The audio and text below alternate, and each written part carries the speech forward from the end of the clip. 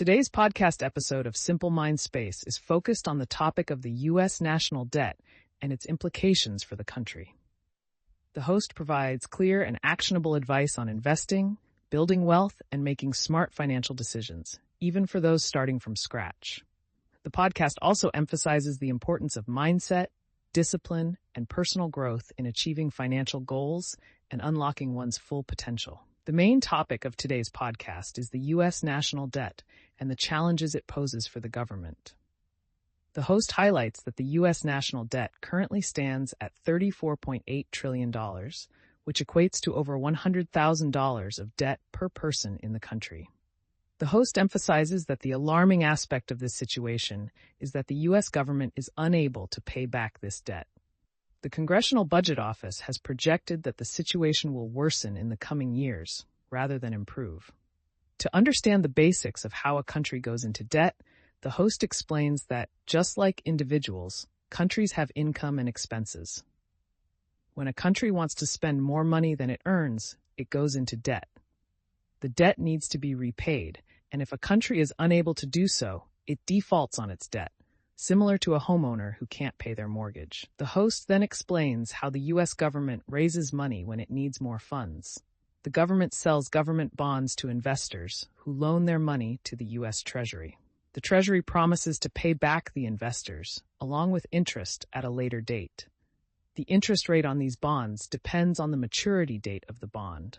The host mentions that not only individuals, but also businesses and foreign countries, such as Japan, China, and the UK, buy these government bonds.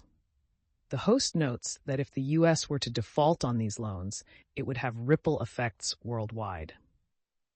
Another interesting point the host mentions is that the U.S. Federal Reserve, America's central bank, can also buy Treasury bonds. This is done through the process of printing money and injecting it into the economy. The Federal Reserve creates money out of thin air, buys government bonds, and gives the new money to the government. This process allows the government to raise funds and increase the amount of money in circulation. The host then delves into the current situation of the U.S. government's financials. The U.S. government has been running a deficit, meaning it spends more money than it earns. The host presents a chart showing the annual deficit over the years, indicating that the gap between spending and income has been widening. To balance the books, the government needs to raise more money, which means selling more bonds and going deeper into debt. The host highlights that the U.S. national debt has ballooned from $10 trillion in 2001 to $34.8 trillion currently. The debt load is significant, but the problem is that the U.S. cannot pay it down. The host provides a breakdown of the current year's budget, showing that the U.S. government has brought in $3.29 trillion in income, but has spent $4.5 trillion, resulting in a deficit of around $1.2 trillion. The host explains the sources of revenue, including taxes, and the breakdown of expenses, such as Social Security, Medicare, interest payments, health, defense, and income security. The host acknowledges the challenge the U.S. government faces in reducing the deficit. To address the deficit, the government needs to either earn more, spend less, or do both. But these options are not popular. Increasing taxes or implementing budget cuts in areas like Social Security, schools, hospitals, or the military is met with resistance.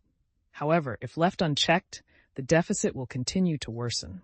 The Congressional Budget Office predicts that the deficit will grow from $2 trillion in 2024 to $2.8 trillion in 2034, leading to an increase in the U.S. debt-to-GDP ratio. The host also discusses the impact of higher interest rates on the U.S. government's debt situation.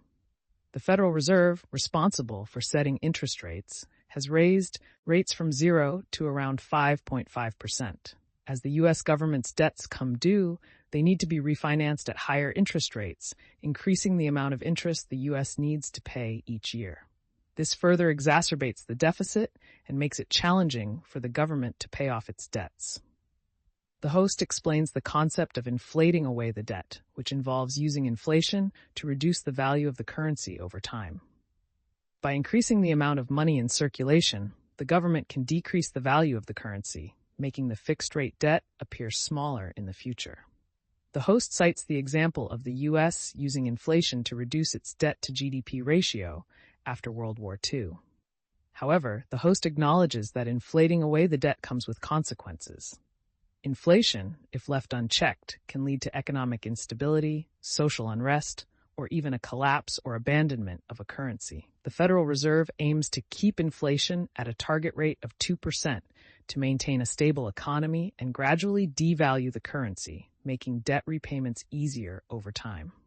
The host concludes by emphasizing the importance of smart fiscal policy and reducing the deficit as the most sustainable long-term approach to managing the U.S. debt.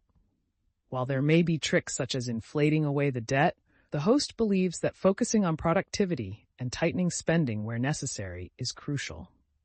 The host mentions that Australia, as an example, has managed its debt situation well by returning a surplus in its budget, allowing the government to invest in various sectors and pay down debt.